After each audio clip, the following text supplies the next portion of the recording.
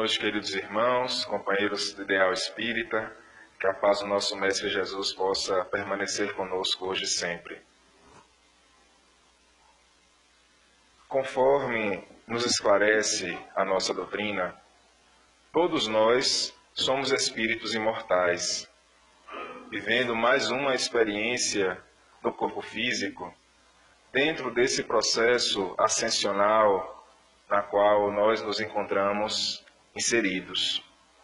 Criados simples e ignorantes, mas tendo em nós todos os atributos, todas as potencialidades divinas que um dia nos levarão à condição de espíritos de luz. O nosso Mestre Maior nos afirmara que o mandamento central, a lei fundamental que rege as nossas vidas, é o mandamento do amor. O amar a Deus sobre todas as coisas e ao próximo como a ti mesmo é o grande convite que se estabelece para todos nós. É o grande instrumento que deve ser por nós seguido para que possamos buscar o nosso processo de aperfeiçoamento, o nosso processo de crescimento em direção à luz. E nesse sentido, a nossa doutrina espírita nos afirma, nos apresenta esse postulado de que fora da caridade não há salvação. Fora do exercício do bem, fora do exercício do amor, não há salvação.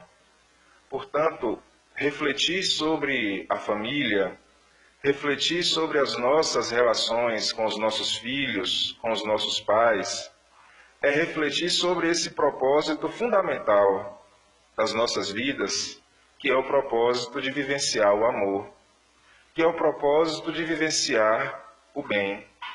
Pois, como compreendemos, não se torna possível amar ao próximo como a nós mesmos, se não conseguimos primeiramente nos amar. Não se torna possível amar ao próximo como a nós mesmos, se não aprendemos a amar ao próximo mais próximo, se não aprendemos a amar os nossos familiares, os nossos pais, os nossos irmãos, nosso cônjuge, os nossos filhos, aquelas pessoas com as quais nós convivemos diariamente dentro desse laboratório divino para a nossa renovação, para o nosso refazimento moral, que é a nossa família. Quando nós vamos identificar na questão de número 775 do Livro dos Espíritos, quando Kardec indaga qual seria a consequência do relaxamento das leis de família, o Espírito da Verdade vai nos afirmar que seria uma recrudescência, uma ampliação do egoísmo. Complementando talvez essa explicação, lá na questão de número 913, dentro do capítulo que trata da perfeição moral, quando Kardec indaga qual é o maior vício, qual aquele mais difícil de ser retirado, de ser eliminado em nós, o Espírito da Verdade nos responde que é o egoísmo. Portanto, se o relaxamento das leis de família leva a um crescimento, a uma ampliação do egoísmo, nós devemos ter a compreensão que um fortalecimento dessas leis, que um estreitamento desses vínculos de afetividade, de amorosidade, que devem ser a tônica das nossas relações familiares, gera uma diminuição do egoísmo. Gera um enfraquecimento desse sentimento que nos causa tantas dificuldades no processo evolutivo. Porque faz com que, primeiro, nós pensemos em nós próprios. Segundo, em nós próprios. Terceiro, em nós próprios. E como bem sabemos, dentro da nossa órbita familiar, a família é esse local especial onde nós somos convidados a pensar no próximo antes de nós mesmos. Se não conseguimos, dentro da nossa família, combater o egoísmo, aprender a observar as necessidades do próximo antes da gente mesmo, a gente não consegue isso dentro das nossas relações familiares, a gente não consegue isso certamente em nenhum outro local. Portanto, a família é esse locus, é esse local especial para a nossa renovação, para o nosso refazimento, para o nosso burilamento da alma, na qual nós somos convidados diariamente a buscarmos vivenciar o amor, na qual nós somos convidados diariamente a pensar no próximo antes de nós mesmos.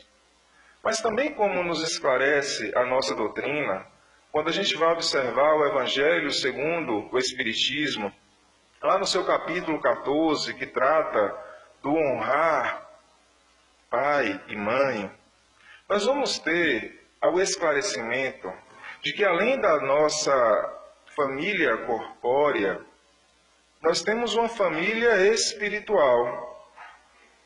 Em outras palavras, a nossa família corpórea, ela não é necessariamente a nossa família espiritual. Porque a nossa família espiritual, ela é composta por espíritos que já têm um profundo laço de afeto, um profundo laço de amor, de afeição, constituído ao longo das várias experiências reencarnatórias. Espíritos que se amam profundamente. É a nossa família espiritual. Mas a nossa família corpórea, ela não é necessariamente a nossa família espiritual. Pois, ao observarmos as nossas relações familiares, nós temos a compreensão de que nós vamos ter nas nossas famílias corpóreas vínculos de amor, vínculos de afetividade, espíritos com os quais nós temos um passado consolidado de muito amor, de muita afetividade. Mas nós temos também nas nossas famílias corpóreas antigos desafetos, antigos rivais, com os quais nós somos jungidos, nós somos vinculados pelos laços corpóreos, para que possamos aprender a nos amar, para que possamos restabelecer relações, reparar arestas, determinar um novo caminho de agora em diante. Pois como temos a compreensão de que o ódio, a raiva, não pode perdurar de forma indefinida, um dos instrumentos estabelecidos pela lei divina para fazer com que nós possamos restabelecer essas relações, buscar nos vincular ao amor, é justamente a nossa família. Então nós temos na nossa família o nosso porto seguro, nós temos as nossas maiores alegrias, o local nosso de refazimento da alma, mas nós temos também, dentro das nossas relações familiares, dificuldades, espinhos, problemas, com os quais nós temos que aprender a lidar, com os quais nós temos que aprender a nos relacionar. Daí porque nós temos nas nossas famílias também, em geral, as nossas maiores dificuldades. Pois muito mais importante do que os meros laços de consanguinidade, de corporeidade, são os laços de afetividade, são os laços de amor. E é dentro dessa compreensão que a nossa doutrina nos explica que o grande compromisso que nós temos é transformarmos a nossa família corpórea na nossa família espiritual.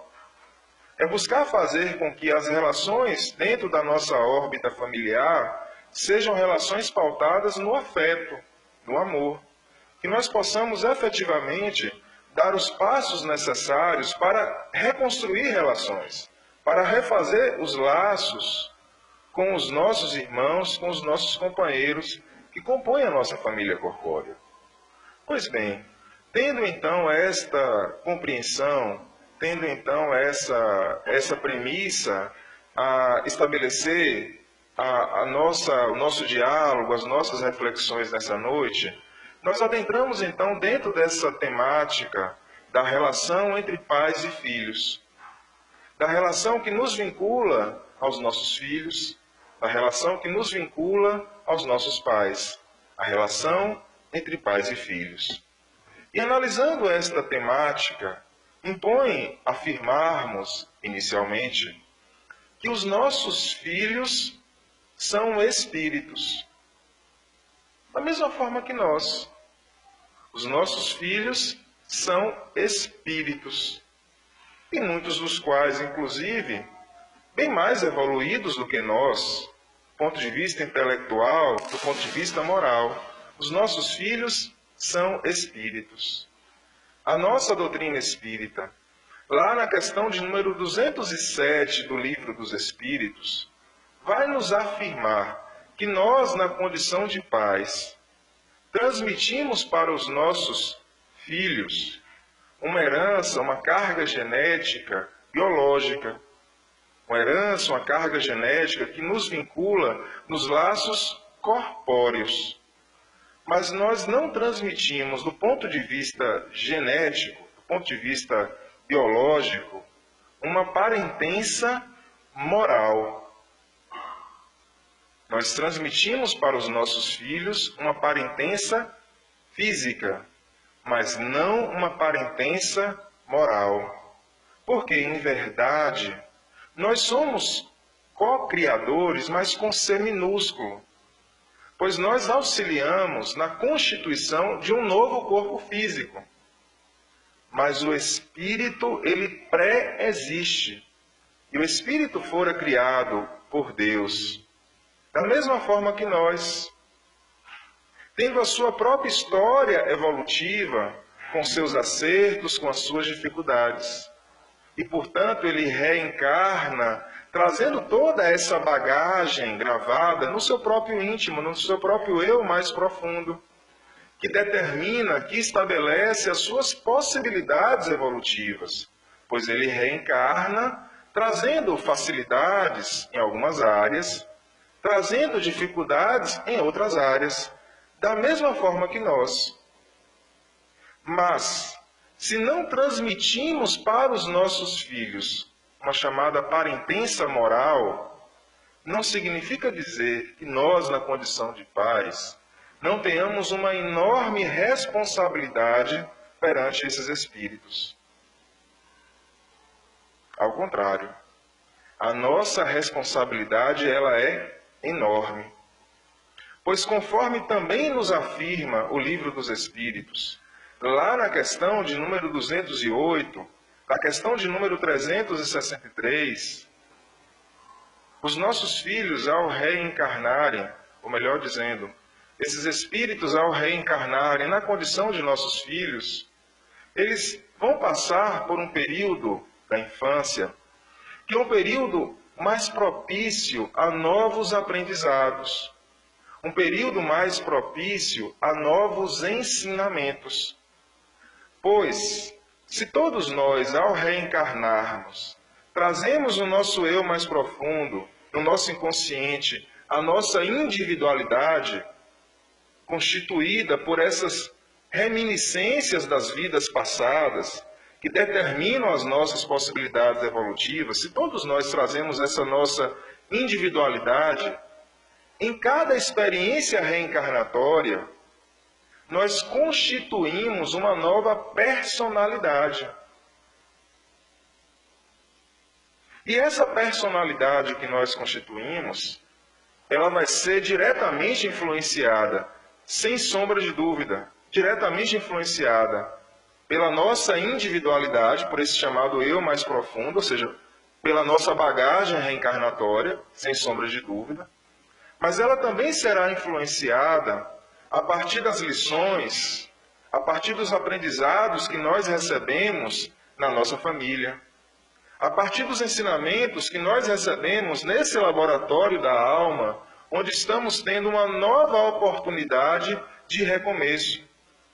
Daí porque a nossa doutrina, ela vai nos enaltecer, ela vai destacar a enorme responsabilidade que nós temos na condição de pais, de buscar bem influenciar os nossos filhos, de buscar verdadeiramente auxiliá-los dentro do processo educativo, no sentido de valorizar o lado luz, no sentido de buscar enaltecer os seus atributos, as suas potencialidades, e também no sentido de buscar corrigir os seus defeitos, estabelecer limites, buscar amoldá-los, para que eles não venham a cair novamente em tentação, como já fizeram e como nós já fizemos em tantas e tantas vezes. A nossa doutrina, portanto, ela vai nos esclarecer essa enorme responsabilidade que nós temos na condição de pais, pois em que pese não transmitirmos do ponto de vista meramente biológico uma parentência moral, nós podemos sim, a partir dos nossos esforços, a partir da nossa dedicação ao nosso lar, bem influenciá-los para incentivar nos nossos filhos a sua iluminação, a sua ascensão, o seu recomeço, o seu refazimento dentro dessa nova experiência reencarnatória, onde estão tendo esta oportunidade de recomeço. Lá na questão de número 582 do Livro dos Espíritos, Kardec indaga se a paternidade pode ser considerada uma missão. Vejamos esse questionamento. Pois nós temos a compreensão na condição de espíritas que ao reencarnarmos, nós temos compromissos relacionados à expiação, que é a reparação dos erros do passado. Nós temos compromissos no campo da prova, que é buscar o nosso desenvolvimento em novas áreas.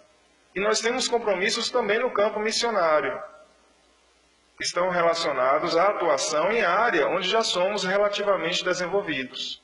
Ou seja, os compromissos missionários estão relacionados à prática do bem, ao exercício do amor. E Kardec indaga nessa questão de número 582 se a paternidade pode ser considerada um compromisso missionário. E o Espírito da Verdade afirma peremptoriamente que sim, que a paternidade, a maternidade pode ser considerado um compromisso missionário. Mas muito mais do que um compromisso, é um dever. É uma obrigação a todos nós imposta, pois devemos ter a compreensão de que muito mais do que termos a responsabilidade de sermos co-criadores, no sentido de fornecermos meramente o material genético para a construção de um novo corpo físico, nós temos compromissos morais com esses espíritos que nós recebemos em nossos lares, com esses espíritos que nós recebemos em nossas famílias. E esses compromissos estão relacionados à vivência do amor, a buscar bem incentivá-los para que eles possam dar os passos seguros necessários à vivência do amor em suas vidas. Pois bem, meus irmãos, ao refletirmos então sobre essas nossas relações entre pais e filhos, tendo esta compreensão de que as nossas famílias corpóreas, elas jamais serão formadas pelo mero acaso, de que os espíritos com os quais nós convivemos dentro da nossa família corpórea são espíritos que nós temos necessidade de conviver, seja para aprofundar os laços de afeto, de amor, já constituído em diversas experiências reencarnatórias pregressas, seja no sentido de refazimento de laços, de apararmos arestas, de buscarmos sublimar as dificuldades que tínhamos com esses seres. Mas se temos essa convicção de que esta família corpórea, ela jamais será formada pelo mero acaso, e que temos a necessidade de conviver com esses espíritos que constituem a nossa família, nós vamos ter então que concluir que ao analisarmos as nossas relações com os nossos filhos, nós podemos receber na condição de filhos espíritos amigos, espíritos com os quais nós temos um passado de profundo amor, de profundo afeto, mas nós também podemos receber na condição de filhos antigos rivais, antigos desafetos, com os quais nós somos convidados a sublimar, com os quais nós somos convidados ao refazimento dos laços.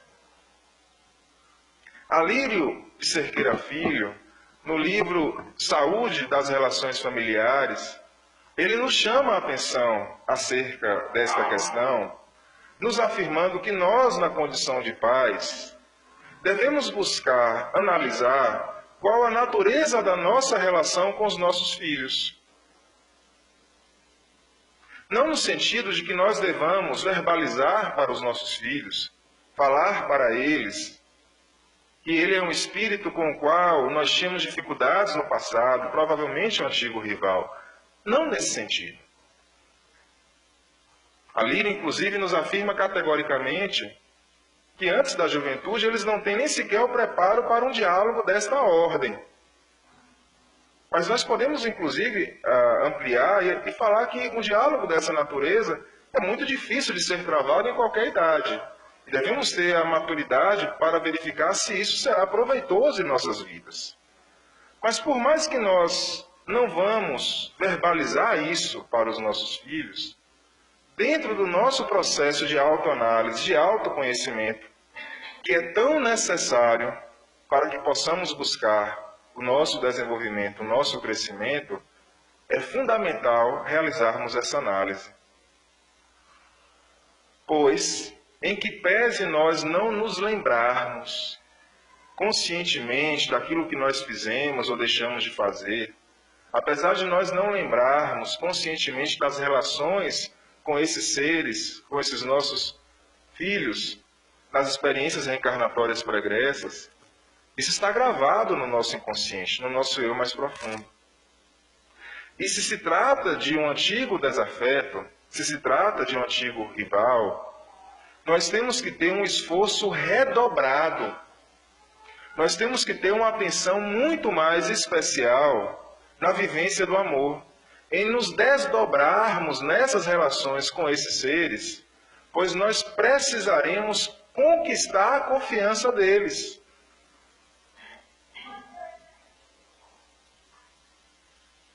Pois, volto a afirmar, essas reminiscências, elas se manifestam nas nossas relações. E se trata de um antigo desafeto, é uma relação marcada pelo amor, mas em muitas situações pela raiva, pelo conflito. Situações em que há brigas, em que há confusão, muitas vezes sem nem se darmos conta da razão, do motivo dessas situações. Então, esse processo de autoanálise para a identificação da natureza desta relação, ela é fundamental para que venhamos nos esforçar mais para vivenciarmos o amor nessas relações com esses nossos filhos com os quais temos dificuldades, experiências reencarnatórias pregressas, experiências reencarnatórias passadas. E se trata de uma alma afim, se trata de uma alma com a qual nós temos um passado de amor, de afetividade já consolidado, sem sombra de dúvida que para nós, na condição de paz, isso é um enorme júbilo, isso é uma enorme alegria. Mas torna-se também necessário a identificação da natureza dessa relação. Pois, se trata de uma alma afim, nós teremos mais dificuldades em identificar os defeitos, os vícios desses nossos filhos. Porque como é uma alma afim, é uma relação pautada pelo amor, pela afetividade, onde nós temos dificuldade de identificar os defeitos, as falhas. E com isso, podemos, ao invés de auxiliá-los no processo educativo, incentivar o orgulho, a vaidade nesses espíritos que recebemos nos vínculos familiares. Portanto, essa autoanálise, para buscarmos identificar qual a natureza dessas relações que compõem a nossa família, do ponto de vista individual, do ponto de vista pessoal, é fundamental, para que nós saibamos como agir, como nos comportar, para que nós saibamos que há necessidade de muita disciplina, de muito esforço, de muita perseverança, para que possamos efetivamente fazer com que o amor seja a tônica desta relação.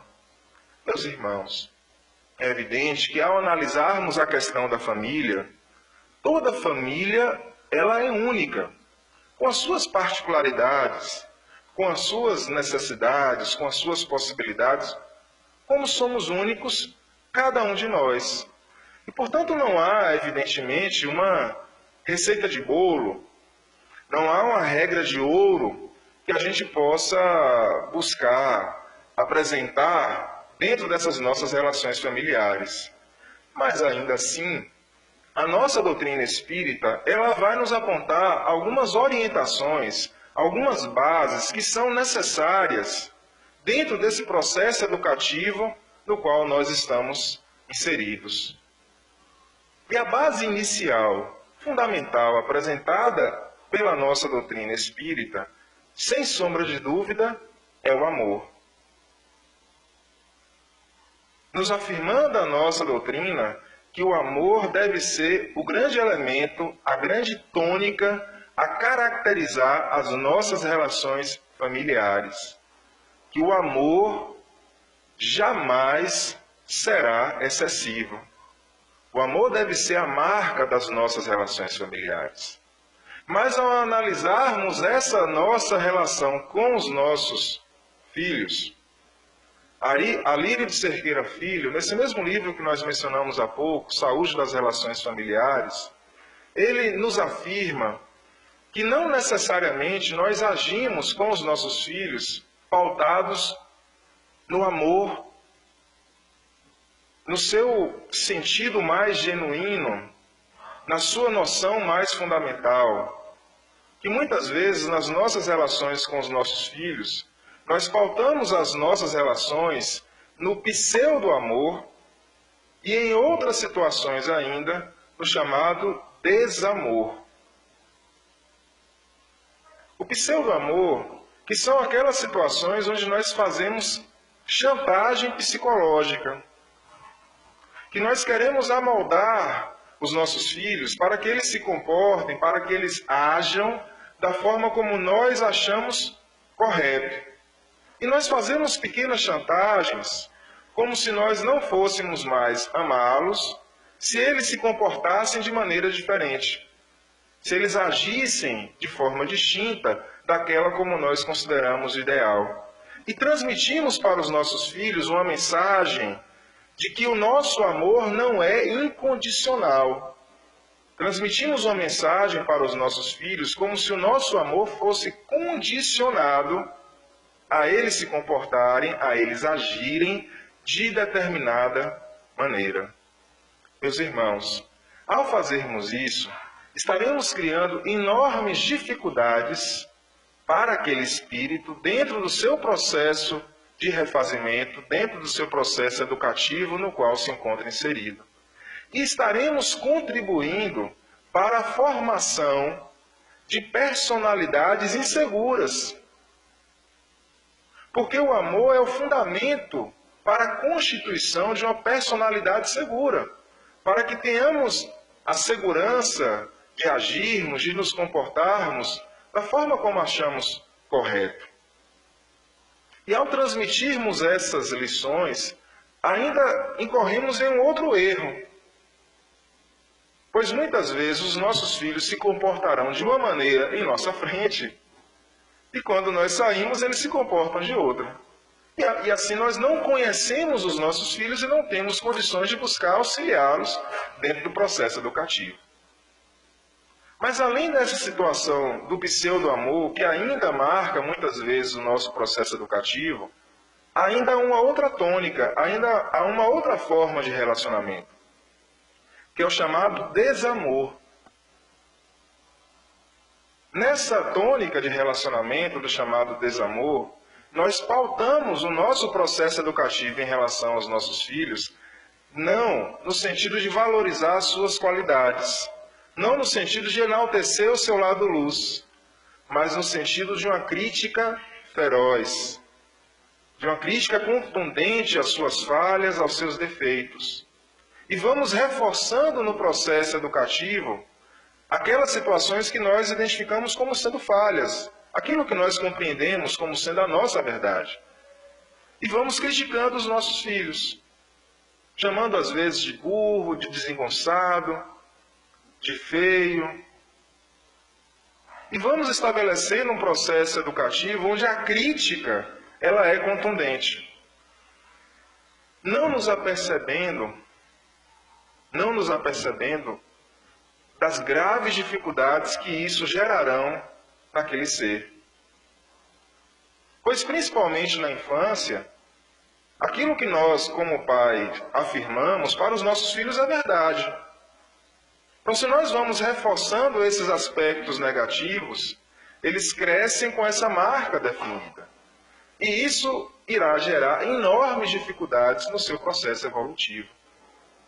Portanto, devemos ter a compreensão, a convicção de que a marca da relação deve ser o amor, a afetividade. A nossa doutrina chega a nos afirmar que se os nossos filhos têm 10 defeitos e uma qualidade, ao invés de nós ficarmos reforçando os defeitos, que possamos falar da qualidade. Porque na medida em que há uma valorização da qualidade, aqueles defeitos vão diminuindo. A proposta da nossa doutrina é a valorização do lado luz, conforme já nos explicara, conforme já vivenciara o nosso Mestre Maior, Jesus. Mas ao observarmos essa relação, nossa, pai e filhos, devemos ter a compreensão que muitas vezes, sem nos darmos conta, muitas vezes, sem nem percebermos que estamos fazendo isso, nós estamos transmitindo para os nossos filhos os nossos traumas, as nossas dificuldades da relação que nós temos com os nossos pais.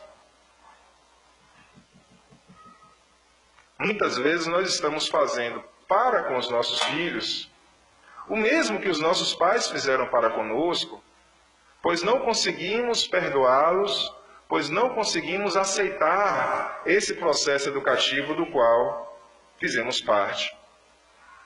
E aí, nesse sentido, meus irmãos, impõe destacarmos aquele mandamento já apresentado por Moisés, mas reforçado pelo nosso Mestre Maior Jesus Cristo, quando ele nos asseverara a necessidade de honrarmos pai e mãe. Compreendendo que o honrar pai e mãe representa um dever adicional em relação ao amor. Não é simplesmente amar. É respeitar, é sermos gratos, é estarmos presentes nos momentos de necessidade, é honrar o nosso pai e a nossa mãe. Compreendendo que não devemos nos colocar na condição de juízes implacáveis para julgar o nosso pai ou a nossa mãe pelos seus eventuais erros, pelos seus eventuais equívocos. Pois se eles não foram o modelo de pai ou de mãe que nós desejaríamos, que nós gostaríamos, certamente isso estava de acordo com as nossas necessidades. Pois como temos a compreensão de que nada é por acaso e que a lei é de causa e efeito, nós tivemos o pai e a mãe que nós tínhamos a necessidade de ter, convivendo dentro dos elos familiares que nós tínhamos necessidade de conviver. Mas não cabe a nós julgar o nosso pai ou a nossa mãe.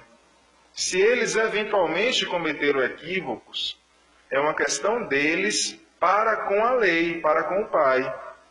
Na nossa condição de filhos, devemos buscar amá-los, devemos buscar honrá-los, devemos buscar respeitá-los da forma como eles são.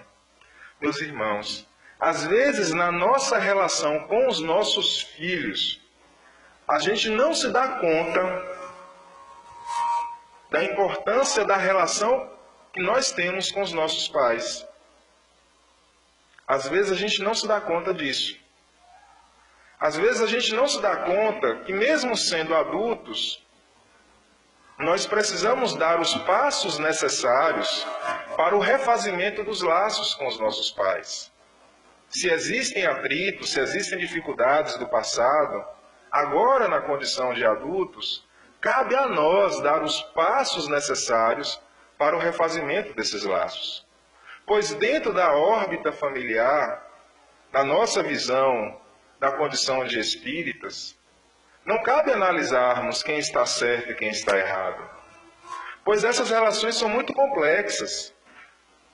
Na maior parte das situações, aquele que está certo nessa experiência reencarnatória, nas vivências passadas, estava errado.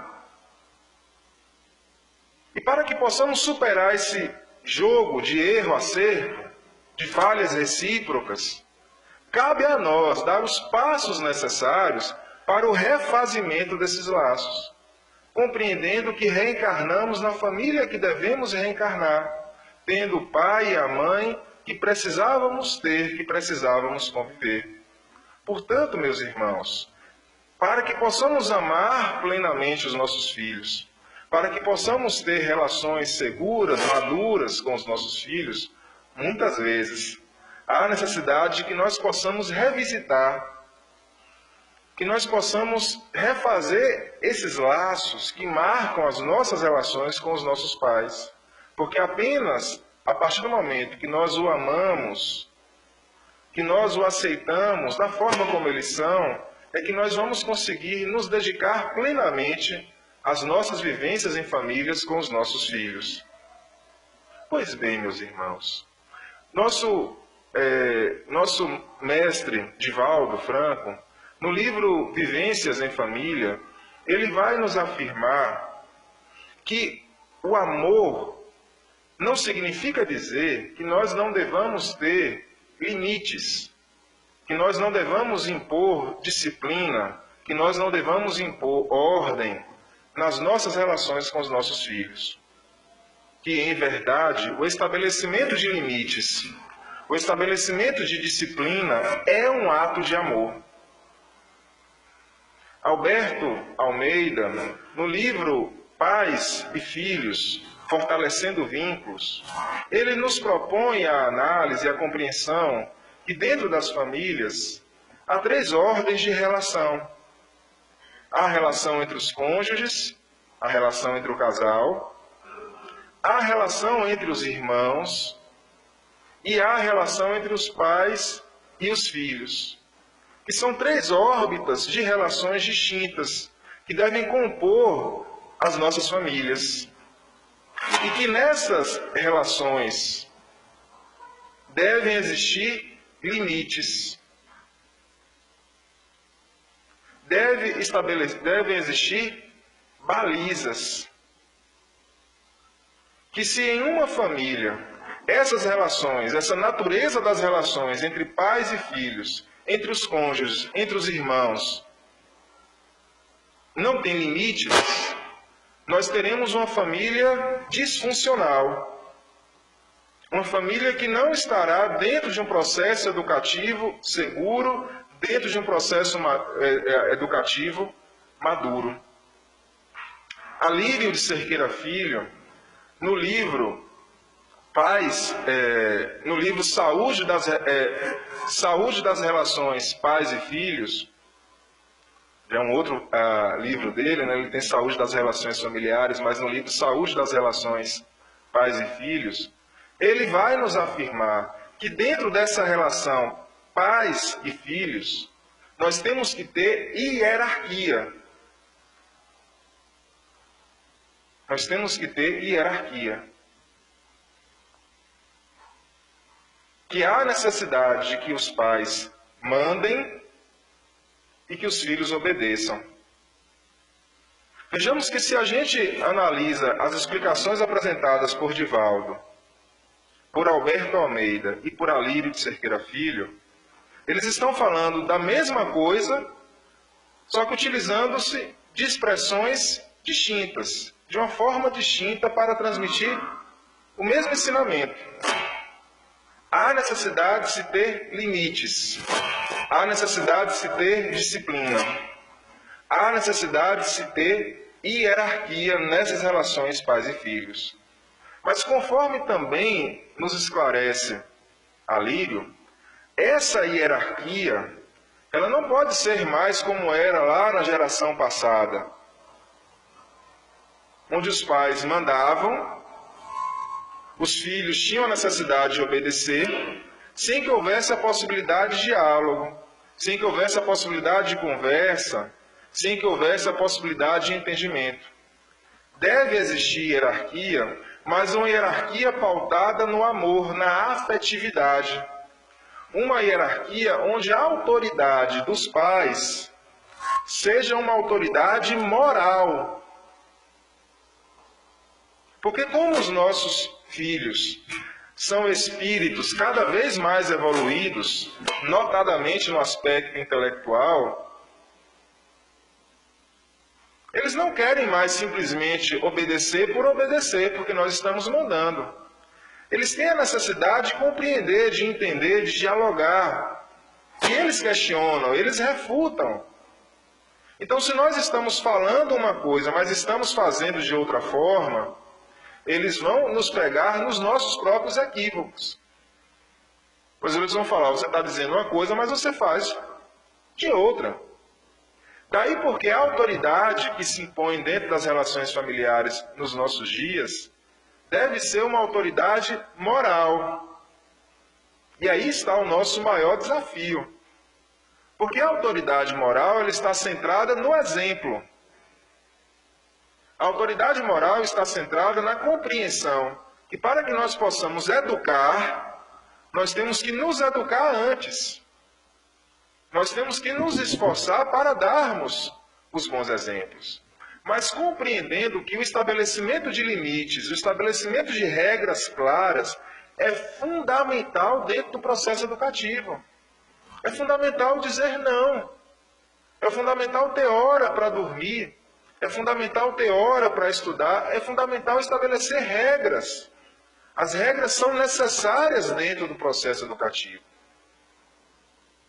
Alírio Cerqueira Filho, nesse livro Saúde das Relações Pais e Filhos, ele vai apresentando alguns modelos disfuncionais de família. Em alguns desses modelos, nós temos a relação hierárquica invertida, onde os filhos mandam e os pais obedecem. Onde de tanto serem atendidos todos os desejos, todos os anseios dos filhos, os filhos passam a dar as ordens dentro de casa. E que é uma realidade hoje em dia, mas que causa enormes dificuldades dentro do processo evolutivo. Portanto, devemos compreender que nessas relações pais e filhos, temos a necessidade de estabelecer limites. Temos a necessidade de exercermos a disciplina. Mas a disciplina com base no amor, com base na afetividade, no diálogo, no entendimento, com base no exemplo. A compreensão, meus irmãos, que há necessidade de dedicarmos tempo às nossas famílias. Nesses dias atuais, em que muitos de nós trabalham bastante para atender às necessidades materiais das nossas famílias, muitas vezes, sob a justificativa de que estamos buscando garantir o futuro dos nossos filhos, nós nos esquecemos do presente. O que é uma questão que não tem lógica. Porque de nada adianta garantir o futuro se não garantirmos o presente dos nossos filhos. E o presente exige a nossa presença. Exige a nossa constância dentro das relações familiares.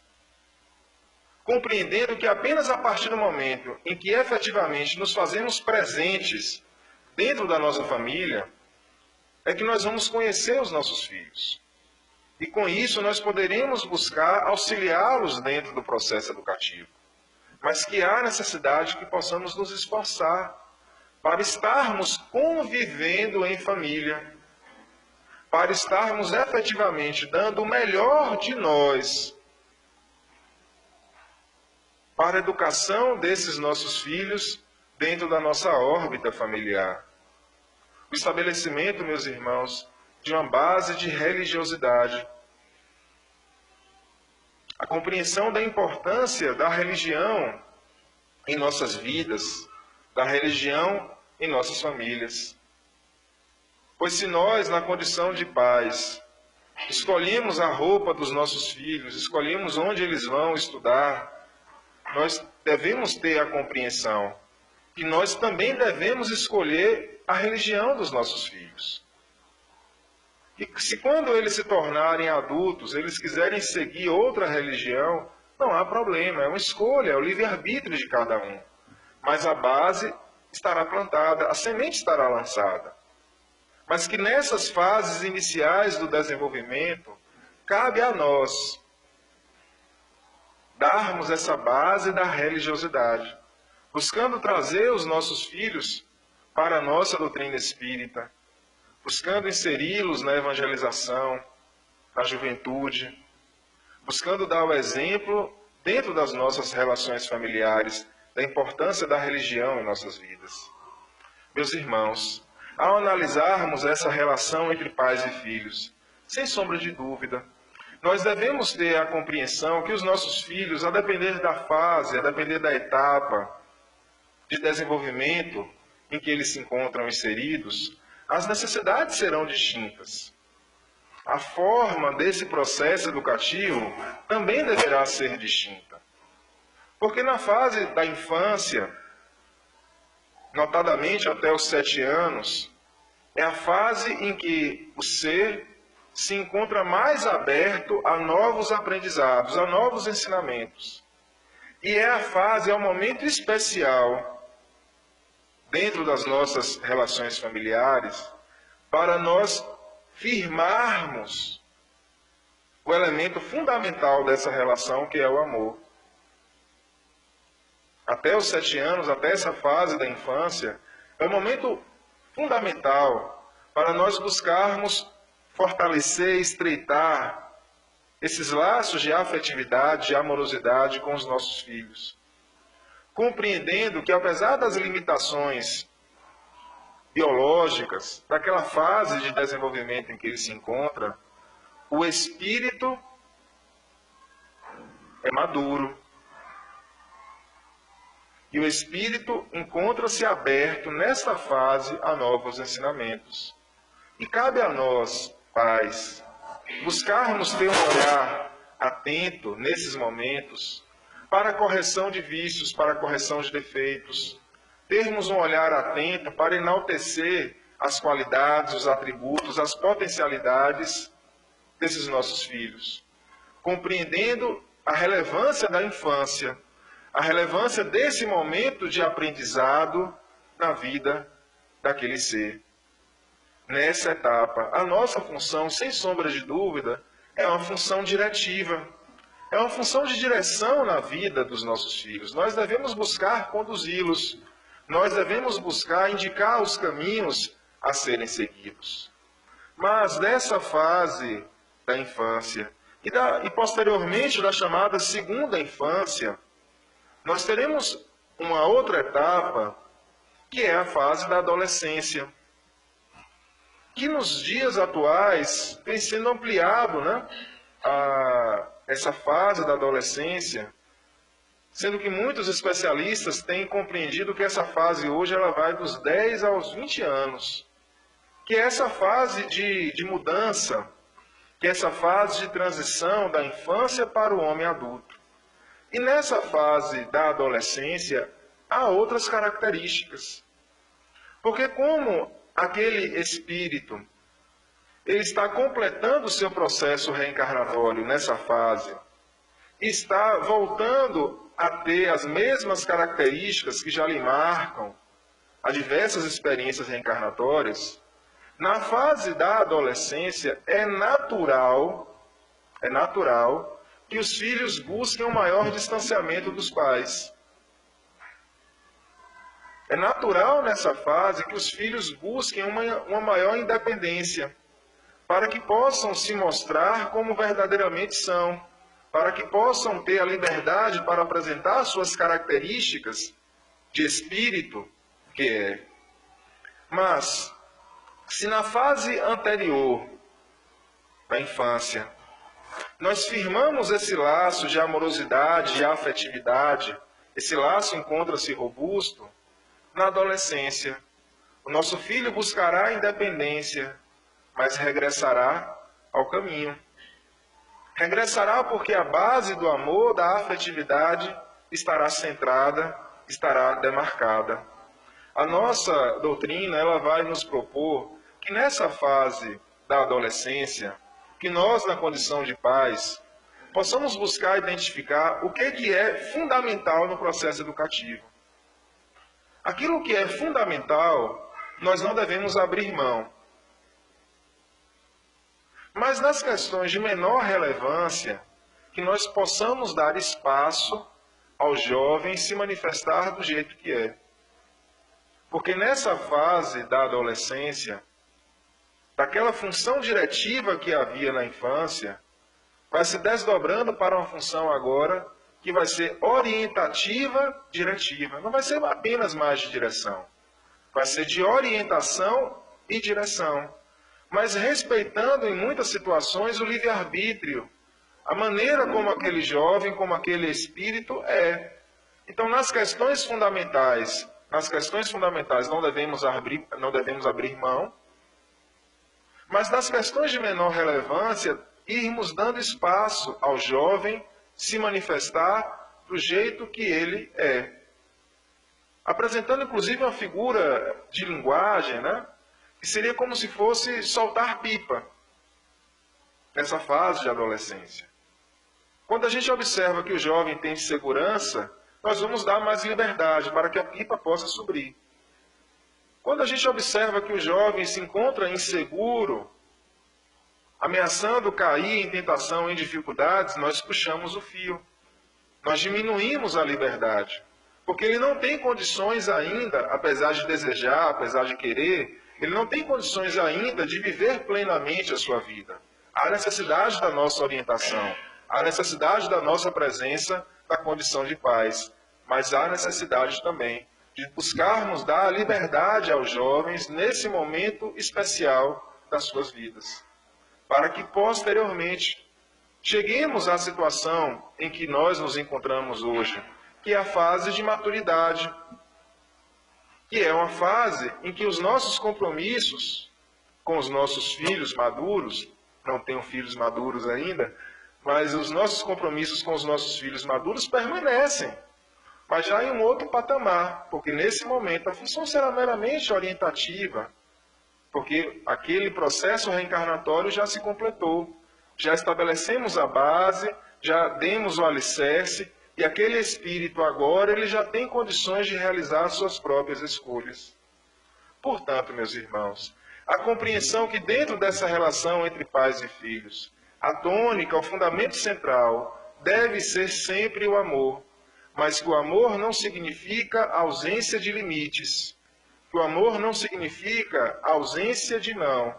A compreensão de que os limites são necessários, são fundamentais dentro do processo educativo. A compreensão da necessidade de nos dedicarmos a esse santuário doméstico que é a nossa família, nos doarmos, dedicarmos o nosso tempo, darmos o melhor que nós temos para darmos os bons exemplos, para buscá-los orientar a seguir um novo caminho. É desta forma que nós daremos os passos necessários para verdadeiramente colaborarmos com a providência divina, no sentido de devolver esses espíritos melhor do que quando aqui eles chegaram. No sentido de colaborar no processo educativo moral destes seres, auxiliando na correção das suas falhas, auxiliando na correção dos seus vícios, mas fundamentalmente valorizando os seus atributos, valorizando as suas potencialidades, enaltecendo as qualidades que existem dentro de todos nós. À medida em que venhamos a assumir esses compromissos, assumirmos essas responsabilidades, a nossa visão sobre a nossa família certamente será distinta, pois teremos a percepção de em que pese, nesse mundo de transição, nessa sociedade na qual nós estamos inseridos, onde temos responsabilidades em tantas áreas, onde temos compromissos em tantos setores da nossa existência, vamos ter a percepção que os nossos compromissos, que as nossas responsabilidades centrais encontram-se, sem sombra de dúvida, nas nossas famílias. E que se não atendermos a esse compromisso central que temos diante das nossas famílias, não daremos os passos necessários para a nossa adequação à lei do amor, para o nosso processo ascensional na condição de espíritos imortais que somos.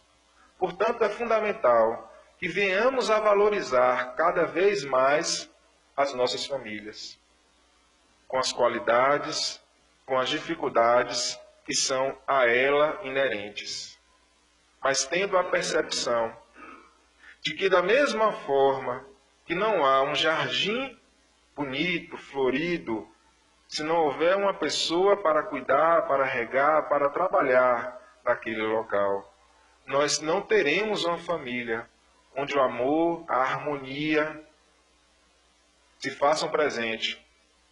Se não fizermos os nossos esforços necessários para que o amor, para que a harmonia reine nos nossos lares. Há necessidade de que possamos fazer uma viagem interior e possamos indagar a nossa consciência. Quais são os nossos compromissos? Quais são as nossas responsabilidades nas nossas famílias? O que é que eu necessito fazer para restabelecer esses laços familiares? Para superar meramente os laços corpóreos da matéria e fazer com que esses laços passem a ser de amor, de afetividade. Quais são os passos necessários que eu preciso dar para que o amor seja a tônica em nossas famílias? São respostas individuais, porque cada um de nós tem a família que necessita, cada um de nós tem as suas próprias características dentro dessas relações familiares. Mas urge, é fundamental, que possamos realizar essa análise de consciência, para que nesse momento de transição, nesse momento de dificuldade pelo qual nós passamos, possamos valorizar mais a nossa família, buscando desta maneira colaborarmos com a providência divina, para regenerarmos, para fazermos com que o amor seja a característica das relações entre todos nós. Muita paz e muito obrigado a todos.